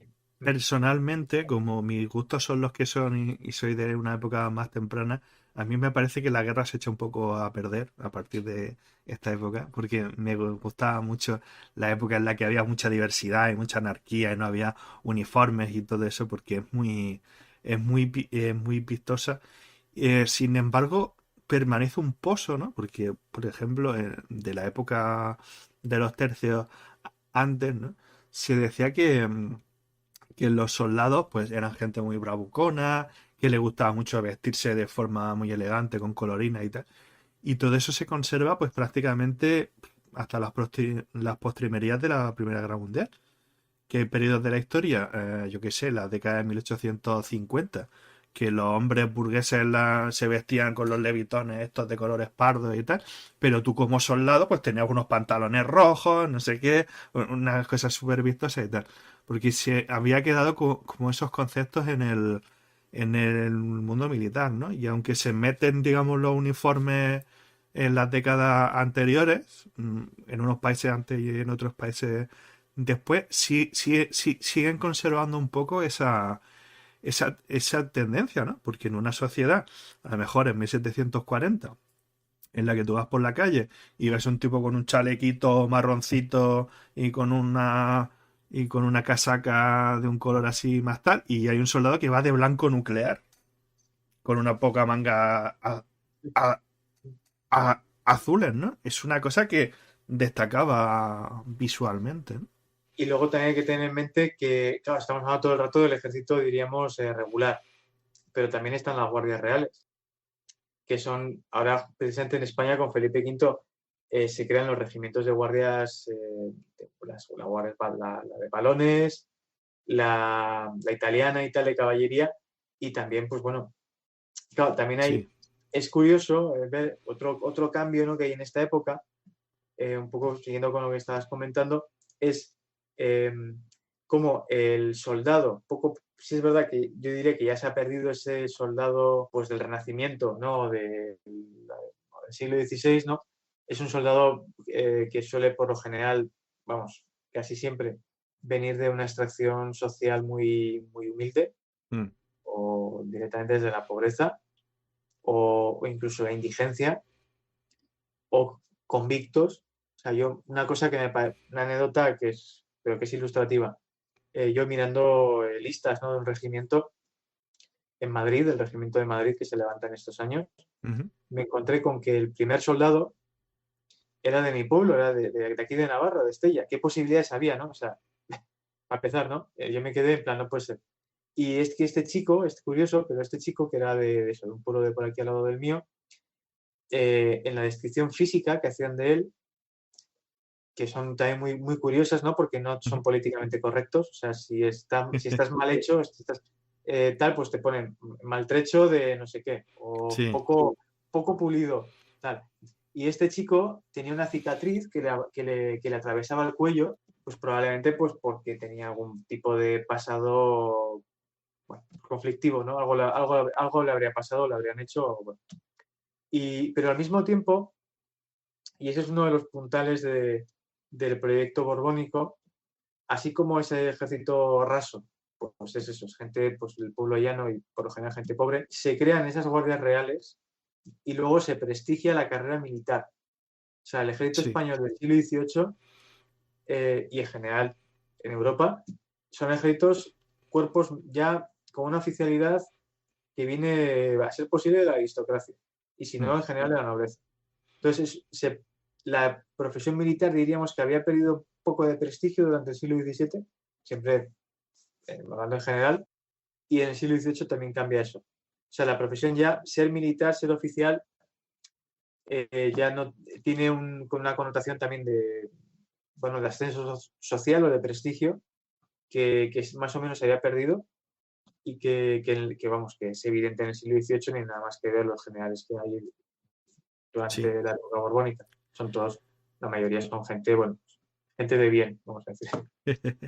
Sí. Bueno, pues si quieres volvemos a la situación de la evacuación de Madrid y de los movimientos que se van a dar y que van a llevar redoble de tambores a la batalla esta de 2 horas, pero que es una gran batalla, ¿no? Sí. No, pues brevemente. Pues eso, agosto del año 6, pánico. Imaginémonos la situación, ¿no? En Guadalajara han tenido que evacuar Madrid. Quedan algunas tropas, sobre todo irregulares, ¿no? Que iban con ellos, ¿no? Miquelets, ¿no? Guerrilleros ostracistas. Bueno, pocas tropas profesionales que diríamos. Y se tiene lugar esa retirada. Es una retirada catastrófica. Las pérdidas humanas y materiales son elevadísimas, porque la caballería española, pues borbónica, realmente lo tiene muy fácil, ¿no? En efecto, en retirada, en un país hostil, porque la corona de Castilla es, reitero, profundamente borbónica. Entonces, mal que bien, ¿no? Pues consiguen llegar a Valencia, muy mermados, pasa el invierno, pero claro, ya digo, durante todos esos meses el ejército borbónico se ha recompuesto y durante el invierno siguen llegando nuevos reclutas que se reclutan en la propia España, pero también que vienen de Francia. Entonces, claro, es mucho más difícil mandar tropas desde las Islas Británicas hasta Alicante que mandarlas desde Granada Claro. hasta Murcia. No. Nuevamente, esto es una obviedad, ¿no? Pero hay que explicarlo bien. Los problemas logísticos que tiene el archiduque Carlos, bueno, no que los tengáis, que los tienen los británicos, ¿no? Y quienes defienden, ¿no? En España, pues claro, son mucho más complicados y caros, costosos, que los que tiene el ejército borbónico. Entonces, claro, en esos meses, ¿no? del invierno, pues uno ve cómo un ejército se está armando y pertrechando, ¿no? de hombres y de víveres y de todo lo necesario hasta los dientes, y el otro está mal avenido, llega una armada que había salido de Gran Bretaña, tiene que hacer escala en Lisboa por las malas condiciones, enfermedades, bueno, problemas en la travesía, etcétera, hacen escala en Lisboa, por fin llegan a Alicante, creo que en febrero, me parece, del año 7, o sea, un par de meses antes de la batalla de Almansa, pero claro, pese a esos refuerzos, pues la inferioridad numérica es evidente, y encima, para colmo, el general inglés que venía de refresco al mando de estas tropas, pues detesta al conde de Galway, que es el general, diríamos, en jefe de las tropas británicas, se vuelve, o sea, un desastre, ¿no? En cambio, claro, en el otro bando, pues tienes al duque de Berwick, que es el general, punto. La autoridad suprema militar en España. Entonces tienes, por un lado, pues eso, un ejército mal avenido, en inferioridad numérica, con menos recursos, que depende del exterior, porque depende le tienen que llevar el trigo, le tienen que llevar las armas, todo. Y en el otro lado el ejército borbónico que, bueno, pasa el invierno entre Albacete y la ciudad de Murcia, ¿no? Toda esta zona, Almansa está en medio. Y claro, llegamos ya a marzo, que es cuando se reactivan los movimientos de la campaña. El archiduque Carlos, muy ilustrativamente, después de haber pasado el invierno en Valencia, se vuelve a Barcelona. Como podemos imaginar, esta noticia no es bien recibida por parte del mando militar en Valencia, porque no deja de ser, bueno, pues, que antes siquiera de empezar propiamente la campaña, el archiduque Carlos, evidentemente por motivos de seguridad, decide dejar Valencia, que por cierto el archiduque Carlos no convocó cortes en Valencia. Bueno, esto es un inciso que hago, pero tanto, en fin, no es el paladín de los fueros, o sea, él pudo haber convocado cortes en Valencia y no lo hace. Entonces se vuelve a Barcelona en cuanto empieza a ver que ya empieza a haber emboscadas, que la caballería española está generando problemas, ¿no? Que en fin, que está en peligro, y ya, pues bueno, pues ya empieza la campaña. Berwick no tiene mayor prisa, o sea, lo vemos muy bien en esos momentos previos a la batalla, esas semanas que pasan antes. Él sabe que tarde o temprano va a llegar esa batalla decisiva, pero él sabe que si pasa una semana más, pues no, mejor, porque más tropas va a tener él. Sí. El que tiene que llevar la iniciativa es el bando aliado, ¿no? El conde de Galway y toda esta gente. Entonces, mientras esto tiene lugar, el conde de Galway y, bueno, en fin, Stanhope, todos los británicos, están siendo presionados desde Inglaterra para que planten batalla y ocupen Madrid. Porque, claro, desde Londres, la guerra en España se ve como muy lejana y no se entiende que una guerra que se está ganando más o menos en el conjunto de Europa, pues se esté perdiendo en España. No encaja en el molde mental de Marlborough y de, en fin, de los políticos, ¿no?, de Londres. Entonces presionan todavía más al ejército en España para que marche otra vez sobre Madrid. Y claro, Galway, pues, que va al matadero. Y él sabe que va al matadero. Eso creo que se ve muy bien en el libro. Y que un general que comanda un ejército en el cual pues ese general está seguro de que va a perder la batalla, pues, si ya de partida el mando de ese ejército ya está en ese plan, diríamos, porque es consciente de que está en inferioridad numérica y material, pues mal. Sí. Mal vamos. Y Berwick, mientras tanto, pues está esperando. Además, llegaba de Francia el duque de Orleans, que era el sobrino de Luis XIV, otro personaje también muy interesante, muy, muy ambicioso, que es amigo personal de Stanhope, el embajador inglés en España, en la corte del archiduque. Son colegas de juventud, de juergas, ¿no?, por París. Y Orleans, como sobrino que es de Luis XIV, pues él también tiene sus planes para España. Orleans va a coquetear con la traición. Y de hecho, Luis XIV, un par de años después, le va a llamar de vuelta a Francia porque, bueno, pues porque estaba haciéndole la cama a Felipe V. Otra historia también interesante. Y bueno, el caso es que Orleans no llega a tiempo a ese 25 de abril, no llega a Almansa, pero sí la mayoría de las tropas que venían con él de refuerzo, ¿no? Y, en fin, entonces llegamos a esa batalla con un ejército borbónico que tiene más de 30.000 efectivos, más o menos, esto lo recojo en el libro, ¿no?, las distintas fuentes, ¿no?, que siempre cambian un poquito las cifras, pero bueno, unos 25.000 infantes, mayoría francesa, y unos 9.000, 8.000 jinetes, o sea, pues eso, 30 y pico mil, 30 y pocos mil soldados, más caballería española, más infantería francesa. Frente a ellos, pues ese ejército comandado por el conde de Galway, que también es un personaje curioso, ¿no?, porque era hugonote, o sea, él era francés, era un francés protestante, Sí. al mando de las tropas inglesas, ¿no? Al mismo tiempo que Berwick era un inglés católico al mando de las tropas francesas. En fin, Sí. esa Europa de la época, ¿no? Y un ejército el que comanda Galway, que 20.000, 18.000 efectivos tendría. Entonces, claro, es casi no la mitad, pero bueno, claramente en inferioridad numérica. ¿Qué hace Galway? Pues a la desesperada, alargar su primera línea, pues para extender el frente, ¿no?, en paralelo al frente, a la primera línea borbónica. Pues claro, eso sale en el libro con los planos que ha hecho Carlos de la Rocha muy bien. Claro, Galway tenía una segunda línea pues tan buena como la primera y luego tenía un poco más de caballería en reserva. Pero claro, Galway no tenía ese lujo, o sea, él tenía muchas menos tropas. Entonces, la primera línea, más o menos como en un espejo, reproducía la primera línea borbónica, pero la segunda línea era mucho más tenue, estaba mucho más menguada.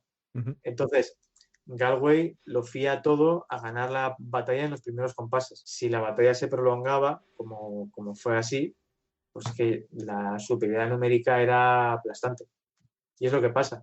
O sea, hay 3 fases, diríamos, de la batalla. Sí. La primera fase marcada por la caballería. No consigue imponerse la caballería española y, bueno, napolitana y demás, al enemigo, sobre todo a la infantería inglesa y holandesa, que eran tipos curtidos. La segunda fase, en la cual la infantería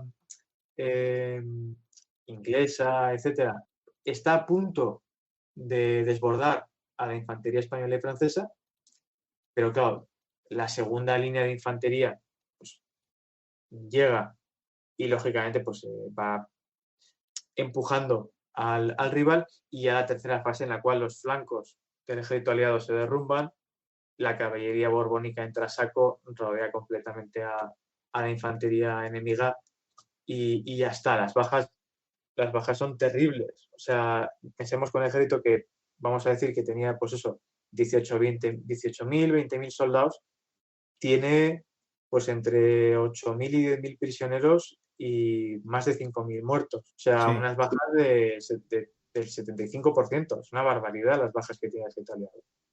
Y ya está. Entonces, claro, Para una batalla de la época, sí. totalmente.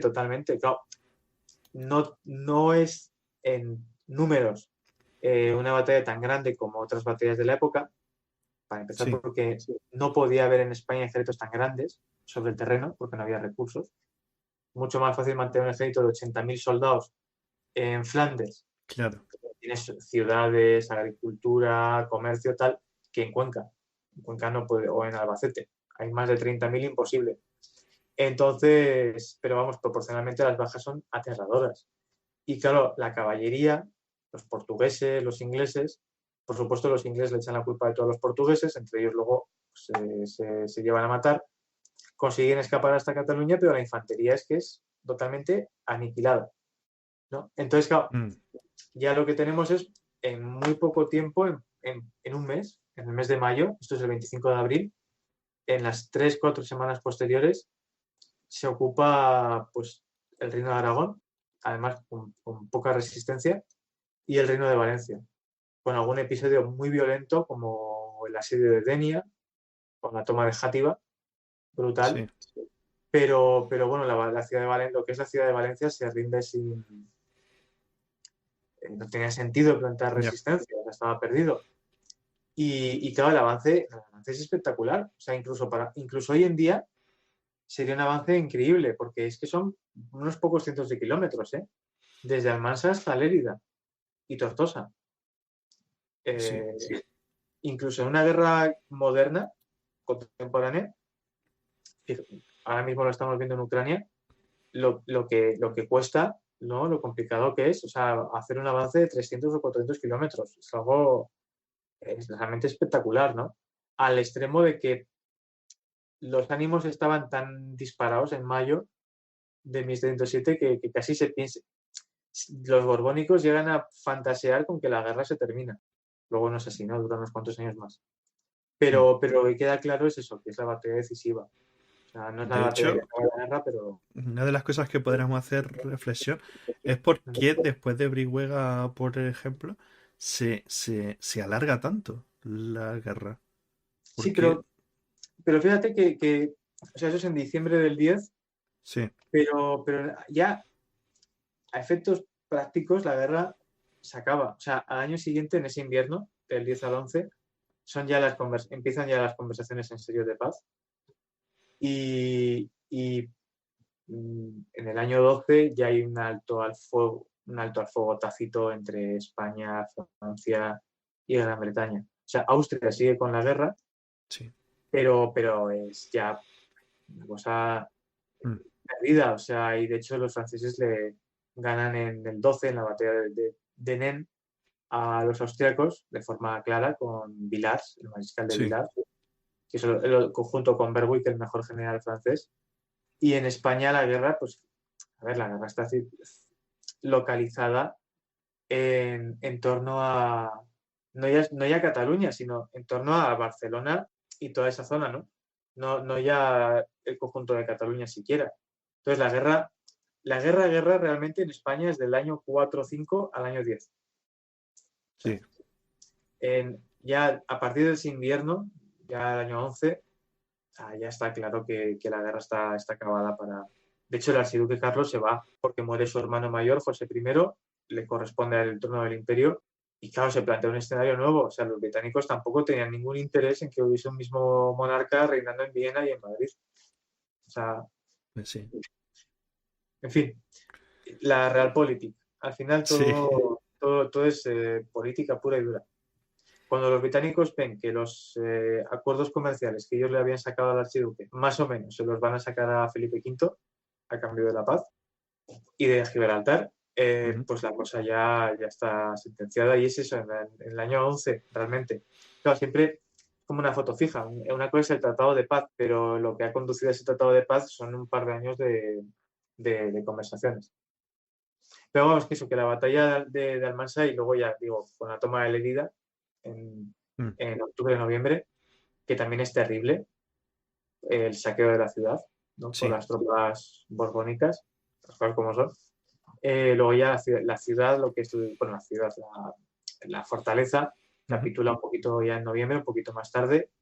Ahí sí, ya una capitulación, vamos a decir, civilizada, pero tampoco eran bárbaros. O sea, si tú te resistías, Sí. lógicamente, el soldado iba a entrar al asalto y se iba a cobrar su premio, pero si negociabas la rendición, pues eso, la Tú, guarnición de Lérida pues se va pacíficamente.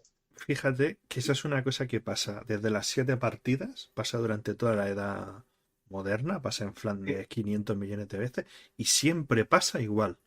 Propagandísticamente, el que recibe, digamos, el saco después de haberse resistido, Sí. pinta al otro como, uff, aquello fue una crueldad intolerable.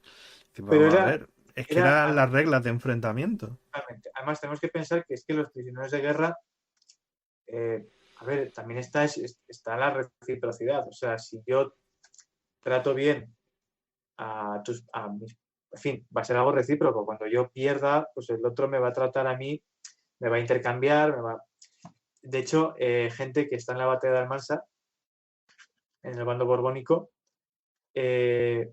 habían capitulado defendiendo Alcántara el año anterior o Alicante, que Alicante la toman los ingleses, ¿no? Y la Sí, guarnición, que eran napolitanos e irlandeses, se rinden. Y estos irlandeses luego van a estar en la batalla de Almansa con Daniel Mahoney. Por supuesto, se rinden después de resistir un montón, porque los napolitanos, que se querían rendir ya, envenenan el agua del castillo, echan algún animal muerto al pozo para obligar a los irlandeses, que eran mucho más testarudos, a rendirse, ¿no?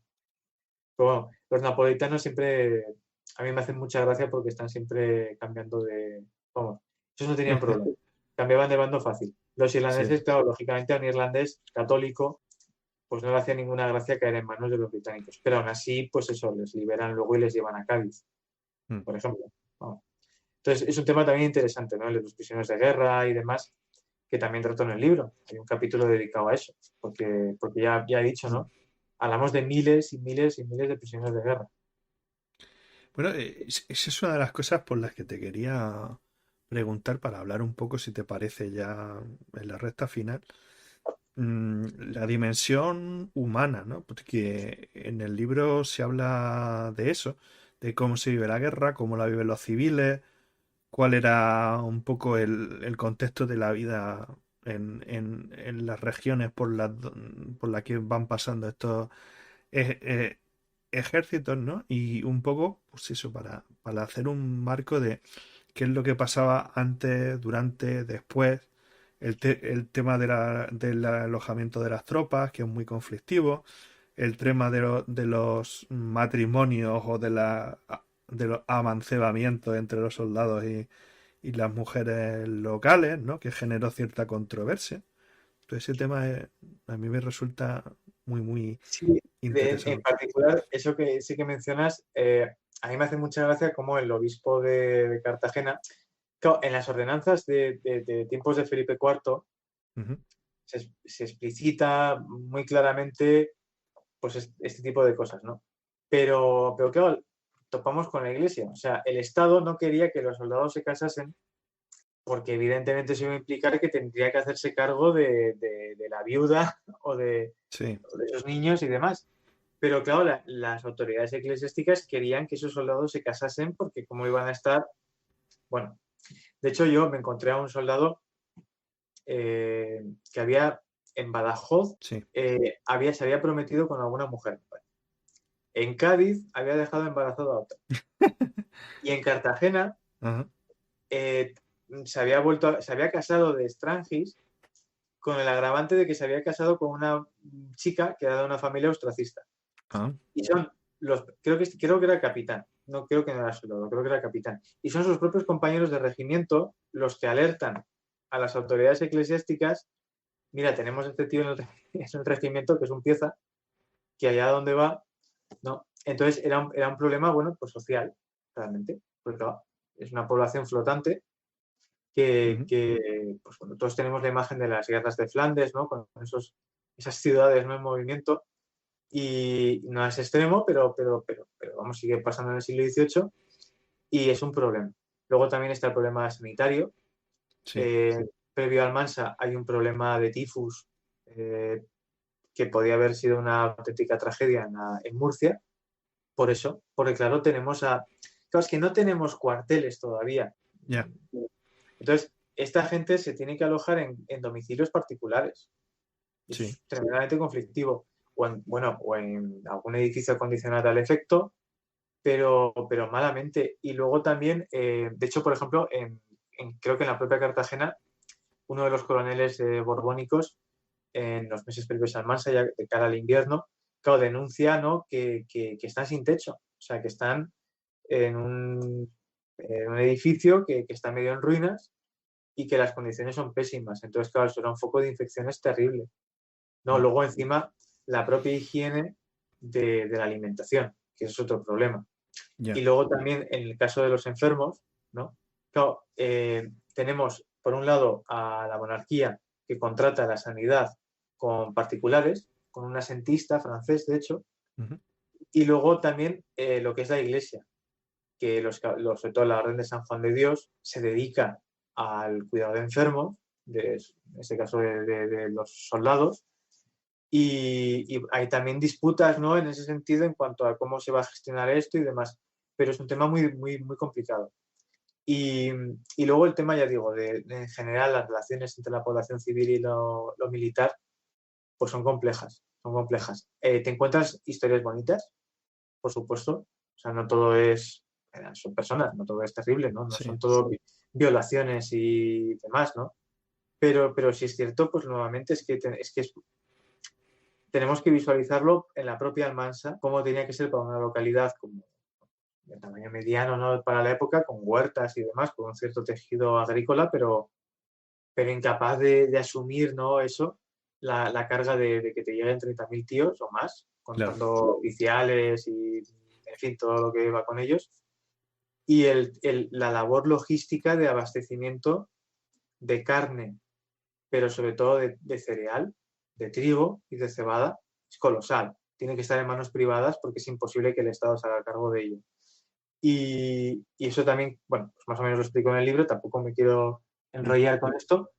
Quien quiera saber más, pues lo tiene en el libro, pero, pero es algo que condicionaba completamente la vida cotidiana de la población civil. O sea, claro. así de sencillo, como en cualquier guerra, vamos. Sí, porque bueno, son problemas que se habían tenido desde hace muchísimo tiempo, desde que los ejércitos habían Claro, crecido tanto. claro. Por eso, claro, el tema de la foralidad. Claro, pues sí, en Cataluña, ¿no?, siempre el problema de los alojamientos de tropas. Pero claro, es que son leyes medievales, de tiempos en los cuales, pues, por ejemplo, en Navarra también hay problemas con los distintos ayuntamientos, ¿no?, por los que pasan las tropas francesas que vienen de Francia. Por eso, ¿no?, porque pues, yo qué sé, el ayuntamiento de Tafalla o de Tudela dicen que por el fuero pues no tenemos por qué alojar a más de no sé cuántos soldados. Claro, pero es que son leyes de épocas pretéritas. Un ejército del siglo XV no tiene el número de efectivos que tiene un ejército del siglo XVIII. O sea, Ya. así de sencillo, ¿no? En fin. Y ya con los del 19 se les va todo totalmente de No, madre. pero es que es verdad, eso creo que es un muy buen ejemplo para ver lo anacrónico de algunas leyes, usos y costumbres, ¿no?, de la época. Al final la Pues sí. guerra quita todas las caretas. O sea, revela todas las vergüenzas y todas las carencias de cualquier sistema. Pues bueno, no sé si nos habíamos dejado en el tintero algún tema así que trates en el libro que te gustaría comentar un poco más en profundidad. Pero bueno, No, yo creo que hemos hecho un buen repaso. Yo creo que lo que creo que creo que ha quedado claro durante la charla ujú, que hemos tenido, no es un libro sobre una batalla. O sea, la batalla es un libro, evidentemente, sobre la batalla de Almansa, pero la batalla del Marne es la excusa para ver cómo es la época. O sea, el que quiera ver un libro de historia militar, mapas, eso por supuesto que lo tiene. Pero también hablo de, yo qué sé, de cuando la reina se queda embarazada. Sí. Y del peso que tiene eso, ¿no? De, claro, Sí, hay un heredero. tienes un fragmentito, porque yo soy el tipo de las curiosidades. A mí me gusta mucho hacer estos programas y tengo un programa de vida cotidiana y todo eso, porque, bueno, me parece muy significativo sacar la experiencia humana y traérsela a la gente, que es una de las cosas que más le interesa. Y con lo del viaje de la reina, porque ellos se casan y luego se desplazan, es muy significativo porque a mí me recordó a las crónicas estas que tenía la aristócrata francesa, esta que viaja por España a mediados Madame del de Aulnoy, siglo... Madame de Aulnoy, me parece, o Sí, Aulnoy, algo así, sí, sí. que decía que el sistema de posadas, fondas y tal que había en Castilla era una mierda bicho en un palo. O sea que pasaba uno más bien necesidad cuando se alojaba en esos sitios, para que veáis La pobre, lo mucho que hemos cambiado, ¿no? Pero- la pobre María Luisa de Saboya en la huida de Madrid lo pasó mal. sí, Felipe porque... V además la adoraba, o sea, tiene una relación realmente, esa imagen de los Borbones como reyes un poco golfos, pues en el caso del 18 español, pues fíjate, Felipe V, Fernando VI y Carlos III, mm, vamos, santurrones a más no poder, ¿no? Y el propio Carlos IV. comparados con otros reyes contemporáneos, que eran Bueno, Canelita en exacto, Roma, el propio Luis XIV. el propio Luis XIV. Sí es verdad que Luis XIV luego ya en su madurez se vuelve muy conservador. O sea, el Luis XIV que vemos aquí no es el Luis XIV de los años 60, que es normal, porque aquí ya es un hombre ya mayor, ¿no? Y temeroso de Dios, no como 50 años atrás. Sí, Bueno, es eso, es un libro de historia militar, pero también historia social, historia política, bueno, y con capítulos que se pueden leer del tirón, pero también uno puede decir, pues, joder, un capítulo sobre prisioneros de guerra, me lo voy a leer, voy a empezar por aquí, no, que creo que también eso es algo atractivo. Pero bueno, simplemente eso. pues sí, bueno, yo creo que has hecho un muy buen trabajo. Yo recomiendo que os leáis el libro de Aitor. Yo personalmente voy a ver si me lo regalan los Reyes. Un buen regalo de Reyes, David. Está bien, me parece buena iniciativa. Porque es una época que a mí siempre me venía faltando, ¿no? Esta época de, digamos, la de transición entre las dos monarquías. Y a mí siempre me ha interesado mucho. Otro día a ver si lo convenzo. Hay un amigo mío, recreador, allí en Barcelona, que participa en los actos que se suelen hacer de la recreación del asedio de 1714 y eso. Y me lo quiero traer un día para que os comente cosas de estas, de lo que estábamos comentando brevemente antes, ¿no? De cómo eran los uniformes, cómo eran las tácticas, cómo se hacían los despliegues, cómo, en fin, todas esas cosas que yo creo que os interesarán y a mí me interesan también, ¿no? Porque como está entre dos aguas esta época, pues no estoy muy puesto, pero yo veo elementos a caballo, ¿no? Entre una cosa y la otra.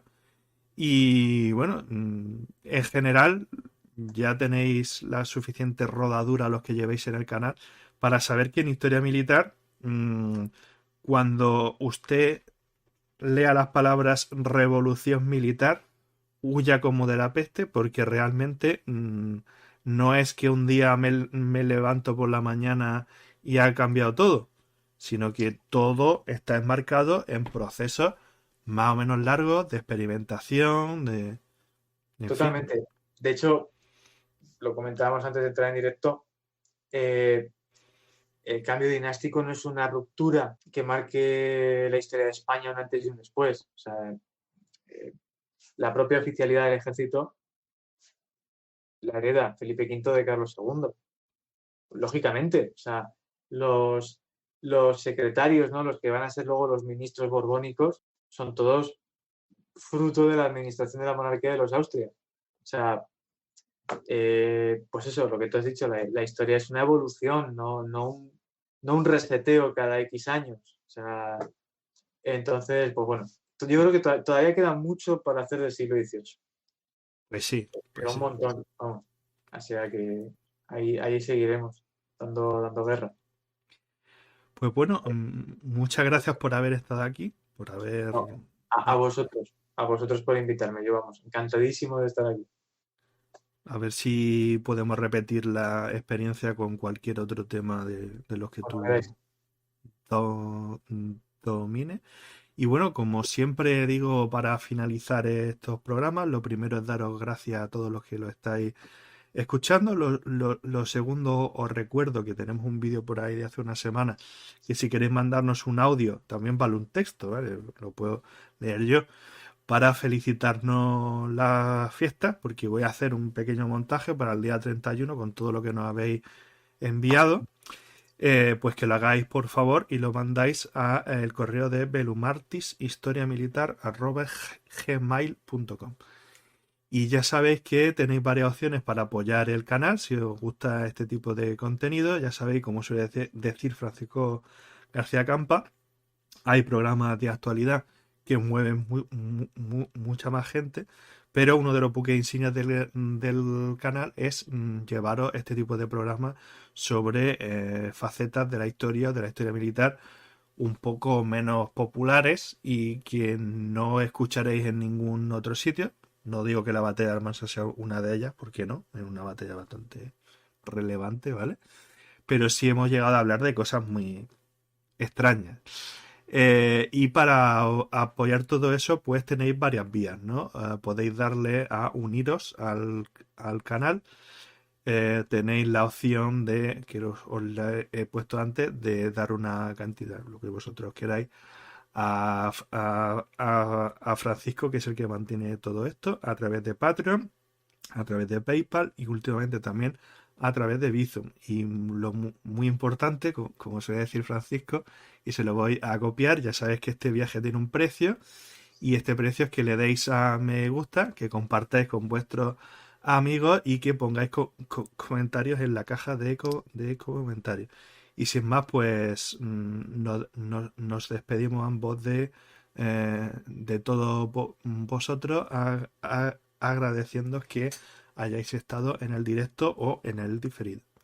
Y sin más, un abrazo fuerte y nos vemos en el próximo programa. Gracias.